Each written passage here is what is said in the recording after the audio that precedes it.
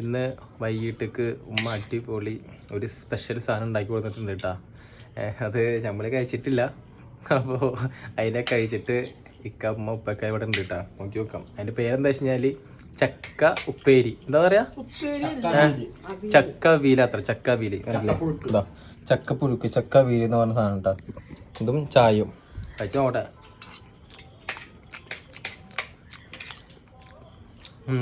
കുഴപ്പമില്ല കുഴപ്പമില്ല. ഉണ്ട് ചക്കപ്പേരി ചക്കപ്പുഴുക്ക് ചക്കവീല്. ഇത് നമ്മളങ്ങനെ കഴിച്ചിട്ടേ ഇല്ല സംഭവം.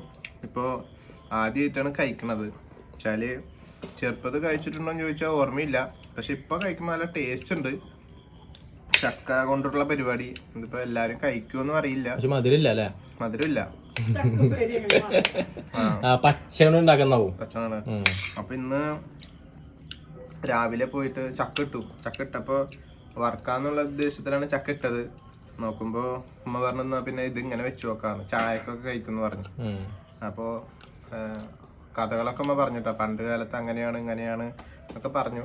അത് ഉമ്മാർത്തന്നെ നമുക്ക് ചോദിക്കാം. എന്തായാലും നമ്മൾ 5 ചക്ക ഇട്ടു. അപ്പൊ 5 ചക്ക എന്ന് പറഞ്ഞു കഴിഞ്ഞാൽ 3 വീട്ടുകാരായിട്ട്, ഈ ഉപ്പേരി തന്നെ ഇപ്പൊ 3 വീട്ടുകാരായിട്ട് കഴിക്കണ്ടാവും. പഴത്തില്ല, പച്ച. അപ്പം ലരിയേച്ചി ഫസിലാത്ത അവരൊക്കെ ഉപ്പേരിയാണ് ഇതാണ് കഴിക്കണത്. അപ്പൊ ബാക്കി കഥകളും ഉമ്മ പറയും. കഴിച്ചിട്ടില്ലേ കൊറേ മുമ്പൊക്കെ? ഞാൻ ഉപ്പേരി കഴിച്ചിട്ടുണ്ട്. ഇത് ചക്കപ്പുഴുക്ക് ഇപ്പൊ ആദ്യമായിട്ട് കഴിക്കും. ചക്ക വന്നിട്ട് ഇത് ശരിക്കും ഇതിന്റെ പേര് ശരിക്കും ചക്കവീല്. ചക്കവീലെന്നാണോ? അതായത് വരിക്ക ചക്കവീല്. സാധാരണ പഴച്ചക്കയല്ല, വരിക്കച്ചക്ക. അത് നല്ല ടേസ്റ്റ് ഉണ്ടാവും. അതേപോലെ നല്ലതാണ്. അതേപോലെ നമുക്ക് ഇത് വെച്ച് ചായക്ക് പലകാരം വൈകുന്നേരത്തൊക്കെ അടിപൊളിയായിട്ട്. പണ്ടത്തെ ആൾക്കാരൊക്കെ ചക്കൊക്കെ തിന്നെയായിരിക്കും. ഇപ്പൊ ഞങ്ങള് കുറെ ആൾക്കാർ ടീമുകളൊക്കെ കഴിക്കാറുണ്ട് ഇവിടെ ഉള്ളവരൊക്കെ. അപ്പൊ ഉണ്ടാക്കാൻ പറഞ്ഞപ്പോ ഉണ്ടാക്കി കൊണ്ടുവന്നു. അടിപൊളിയായിട്ടുണ്ട്. ബഹുമാനപ്പെട്ട നമ്മുടെ മാടി വെച്ചേക്കാം. ഉമ്മ എവിടെ? രാവിലെ തൊട്ട് ഫുള്ള് പണിയില്ല.